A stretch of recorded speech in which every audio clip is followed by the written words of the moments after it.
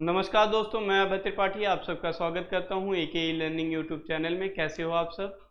I hope आप सबकी तैयारी बढ़िया चल रही होगी। जैसे कि आप सबको पता है कि लास्ट क्लास में हमने क्या डिस्कस किया था कि हम अगली क्लास में एनसीएफ के बारे में पढ़ेंगे। ठीक है, तो एनसीएफ के बारे में मैं आप सबके लिए कुछ इम्पोर्टेंट फैक्ट्स लेके आया हूँ जो एग्ज़ाम पॉइंट ऑफ व्यू से बहुत इम्पोर्टेंट है और जिससे डायरेक्ट एग्ज़ाम में क्वेश्चन पूछे जाते हैं। ठीक है, तो सबसे पहले आपसे ये पूछ सकता है एनसीएफ का फुल फॉर्म क्या है, तो आप क्या बताओगे? नेशनल करिकुलम फ्रेमवर्क, राष्ट्रीय पाठचर्या की रूपरेखा। ठीक है, अब आपसे ये पूछ सकता है कि एनसीएफ को प्रिपेयर कौन करता है, तो एनसीएफ को प्रिपेयर करता है एनसीईआरटी, NCERT।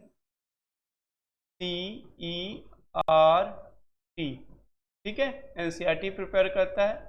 अब आपसे ये पूछ सकता है कि एनसीईआरटी की संस्थापना कब हुई थी, तो आप बताओगे 1 सितंबर 1961 को हुई थी। ठीक है, 1961 को हुई थी। फिर आपसे एक और भी इससे रिलेटेड एक क्वेश्चन और इम्पोर्टेंट बन सकता है कि अब तक कितने एनसीएफ आ चुके हैं, तो अब तक 4 एनसीएफ आ चुके हैं। ठीक है, एक आया है आपका 1975 में, और एक आया है 1988 में, और एक आया है आपका 2000 में, और एक आया है आपका 2005 में, जो कि अभी तक चल रहा है। ठीक है, तो अभी तक मैंने आपको 3 से 4 मोटी बातें बताई हैं। एक बताया है कि एनसीएफ की फुल फॉर्म क्या है, नेशनल करिकुलम फ्रेमवर्क। ठीक है, एनसीएफ को कौन प्रिपेयर करता है? एनसीएफ को NCERT प्रिपेयर करता है। और आपसे पूछा जाए एनसीईआरटी कब एस्टेब्लिशमेंट हुआ, कब संस्थापना कब हुई एनसीईआरटी की, तो आप क्या बताओगे? 1 सितंबर 1961। ठीक है, फिर अब तक आपके कितने एनसीएफ आए हैं, तो 4 एनसीएफ आए हैं। कौन कौन से? एक 1975, एक 1988, और आपका है 2000 एंड 2005। ठीक है, और एक आपका एक क्वेश्चन और पूछ सकता है, एक होता है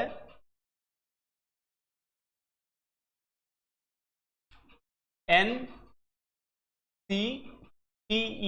इसका मतलब होता है नेशनल करिकुलम टीचर एजुकेशन। ये कब आया था? 2009 में आया था।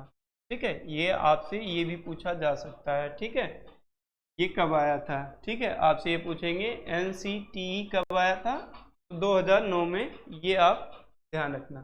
ठीक है, आगे चलते हैं एनसीएफ के बारे में। जो एनसीएफ 2005 का है उससे रिलेटेड हमारे एग्जाम में क्वेश्चन पूछे जाते हैं। ठीक है, तो देखते हैं राष्ट्रीय पाठचर्या की रूपरेखा 2005 के मार्गदर्शीय सिद्धांत और कुछ सुझाव हैं जो कि बहुत इम्पोर्टेंट हैं। ठीक है, वैसे तो बहुत सारे सुझाव और सिद्धांत हैं, बट इसमें क्या है, ये मेन है।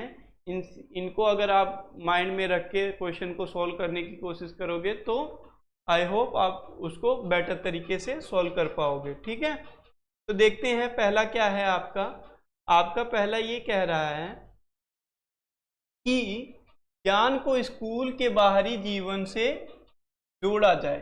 जो ज्ञान है, जो हम सिखा रहे हैं, जो नॉलेज प्रोवाइड कर रहे हैं, वो ऐसा हो कि स्कूल के बाहरी ज्ञान से कनेक्ट हो पाए। ठीक है, और क्या है? पढ़ाई को रटन प्रणाली से मुक्त किया जाए। जो बच्चे रट रट के याद करते हैं उस पे ना फोकस किया जाए। किस पे फोकस किया जाए? बच्चे को समझाया जाए। ठीक है, लर्निंग बाय डूइंग के थ्रू समझाया जाए, रोट लर्निंग ना हो। ठीक है, पाठचर्या पाठ पुस्तक केंद्रित ना हो। ठीक है, पाठचर्या जो है, जो करिकुलम है, वो पुस्तक पे आधारित ना हो, वो बच्चे पे आधारित हो। बच्चे की नीड के अकॉर्डिंग, बच्चे की इंटरेस्ट के अकॉर्डिंग, बच्चे उसकी एज के इंटरेस्ट के अकॉर्डिंग ऐसे पढ़ाया जाए। ठीक है, और परीक्षा को अधिक लचीलापन बनाया जाए।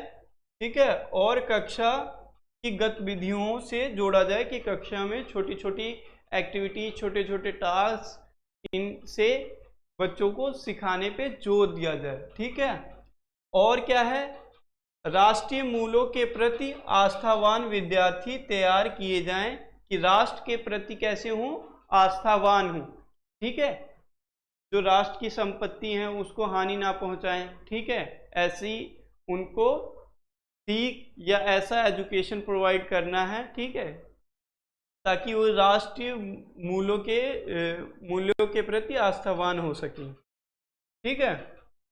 और बालक को सक्रिय बनाया जाए, बच्चे को सक्रिय बनाया जाए, वो पार्टिसिपेट करे, ज़्यादा से ज़्यादा चीज़ों में इन्वॉल्व हो, ऐसा किया जाए।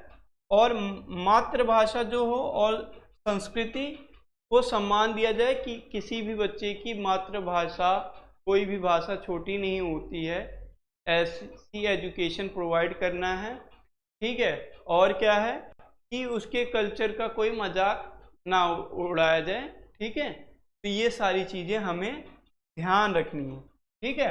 तो मैंने आपको ये बताया, ठीक है। अब देखिए आप इसमें यही इम्पोर्टेंट पॉइंट्स हैं, इनको माइंड में रखिए। और इस एक चीज़ इसको माइंड में रखने का क्या है, ये तो मैंने शॉर्ट्स में बनाया है, अब आप इससे भी शॉर्ट्स में बना सकते हो कि नॉलेज को कैसे करना है, वो अपने अकॉर्डिंग देखिए, कि नॉलेज को स्कूल के बाहरी जीवन से जोड़े रखना है। फिर रटन प्रणाली नहीं हो, ऐसे कट कर दो, रटन प्रणाली कट कर दो, ये समझो। बाल केंद्रित हो, पाठचर्या केंद्रित पाठ पुस्तक ना हो, ठीक है। और क्या हो, परीक्षा में लचीलापन हो और कक्षा की गतिविधियों पर जोर दिया जाए, बढ़ावा दिया जाए, ठीक है। और राष्ट्रीय मूल्यों के प्रति आस्थावान हो, बालक को सक्रिय बनाया जाए, मातृभाषा और संस्कृति को सम्मान दिया जाए, ठीक है।